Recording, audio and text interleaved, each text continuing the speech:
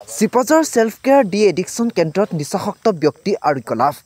চিপজাৰ সমজিলাৰ অন্তৰ্গত শালিকাজাৰস্থিত self care D addiction কেন্দ্ৰত এগৰাকী নিচাসক্ত ব্যক্তি আৰোগ্য লাভ কৰে। এবছৰ পূৰ্বেই এই কেন্দ্ৰটোত ভৰ্তি হৈছিল এগৰাকী ৰোগী। সেলফ কেয়াৰ ডি এডিকশ্যনৰ কেন্দ্ৰত সভাপতি মজহাৰুল ইছলামৰ তত্বাৱধানত আৰু প্ৰকল্প সমন্বয়ক চিমিৰাণী নাথৰ সহযোগত ৰোগীগৰাকীয়ে সম্পূৰ্ণ আৰোগ্য লাভ কৰে। সেইমৰ্মে শনিবাৰে এক অনুষ্ঠানৰ আয়োজন কৰা হয়। বুঢ়া আৰক্ষী চকীৰ ভাৰপ্ৰাপ্ত আৰক্ষী বিষয়া মঞ্জিল বৰগোহাঁয়ে নিচামুক্ত জীৱন সম্পৰ্কে কেন্দ্ৰত ভৰ্তি হৈ থকা সদস্যসকলৰ উদ্দেশ্য কৰি মননশীল বক্তব্য প্ৰদান কৰে। নতুন জীৱন লাভ কৰি উৎসাহী হৈ পৰা যুৱকগৰাকীয়ে ধন্যবাদ জ্ঞাপন কৰে সেলফ কেয়াৰ ডি এডিকশ্যনৰ কেন্দ্ৰক। News report AN live. নমস্কাৰ, মই চিমিৰাণী নাথ। মই সেলফ কেয়াৰ ডি এডিকশ্যন চেণ্টাৰৰ প্ৰজেক্ট কোঅৰ্ডিনেটৰ কাম সাইকোলজিষ্ট হয়। আমি আমাৰ চেণ্টাৰত আজি এটা অনুষ্ঠান অনুষ্ঠিত কৰিছিলোঁ, য'ত আমাৰ এজন পেচেণ্টে আজি এবছৰ সম্পূৰ্ণ কৰিছিলে।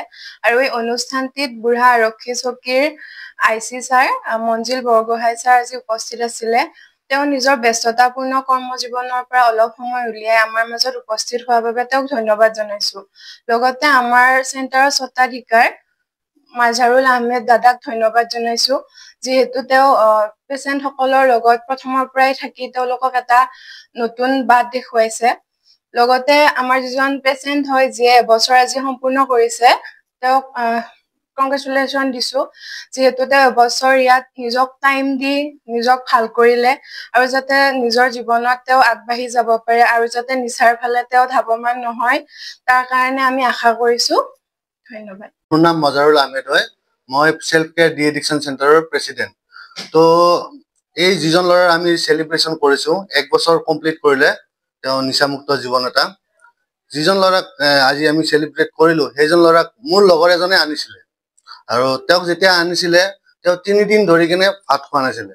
তাৰ ফলত ল'ৰাজন ঘৰতে আছিলে, লগৰজনে দেখি কেনে মোৰ চেণ্টাৰত লৈ আহিলে। মই চেণ্টাৰত এডমিট কৰালোঁ।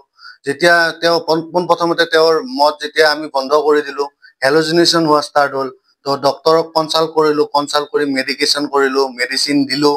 দিয়াৰ পিছত লাহে লাহে ল'ৰাজন 10 দিন 20 দিনৰ ভিতৰত ফিজিকেলি লাহে লাহে সুস্থ হ'ব ধৰিলে। তাৰপিছত আমাৰ এটাই চেলেঞ্জেছ আছিলে, চাইক'লজিকেল ইলনেছ। তাৰ কাৰণে আমি চেণ্টাৰটোত মানে মেইনলি কাউন্সিলিং এণ্ড এক্টিভিটি, এই দুটাত বেছি গুৰুত্ব দিয়া হয়। আৰু লগতে আমাৰ ইয়াতে এটা চিডিউল আছে, এটা টাইম টেবুল আছে। 6টা বজাত উঠিব লাগে, তাৰপিছত ব্ৰাছ কৰি কেনে আপোনাৰ চাহ খোৱা হয়, তাৰপিছত য়োগা হয়, য়োগাৰ পিছত গা ধুব লাগে, গা ধোৱাৰ পিছত আপোনাৰ ব্ৰেকফাষ্ট হয়, ব্ৰেকফাষ্টৰ পিছত আপোনাৰ ক্লাছ হ'ব। তাতে আপোনাৰ কেতিয়াবা আমাৰ গ্ৰুপ কাউন্সিলিং হয়, কেতিয়াবা 1-to-1 কাউন্সিলিং হয়। তো তাৰপিছত আকৌ লাঞ্চ হয়, লাঞ্চ হোৱাৰ পিছত অলপ ৰেষ্ট কৰিব দিয়া হয়।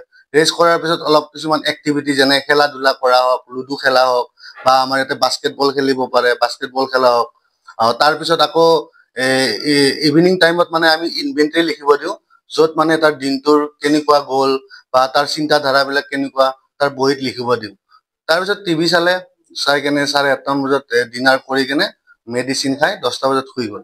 ঠিক তেনেকে এটা টাইম টেবুল মেইনটেইন কৰি, ডিচিপ্লিন লাইফ এটা মেইনটেইন কৰি, লগতে কাউন্সিলিং, 1-to-1 কাউন্সিলিং, টক থেৰাপি, গ্ৰুপ কাউন্সিলিং, তেনেকুৱা বহুত ধৰণৰ আৰু যিবিলাক এক্টিভিটি, সেইবিলাকৰ দ্বাৰা লাহে লাহে ই চাইক'লজিকেলিও অলপ বহুতখিনি ডেভেলপ হ'ব ধৰিলে। আৰু এতিয়া দেখিছোঁ বহুতখিনি তেওঁ ডেভেলপ হৈছে। আৰু যিহেতুকে তেখেতৰ অনলি ফিজিকেল উইকনেছ নাছিলে, মেণ্টেল উইকনেছো আছিলে। তাৰ ফলত যিখিনি ডেভেলপ হ'ব লাগে তাতকৈ বেছিয়ে ডেভেলপ হৈছে। আৰু তেওঁ আজি 1 বছৰ কমপ্লিট কৰিলে।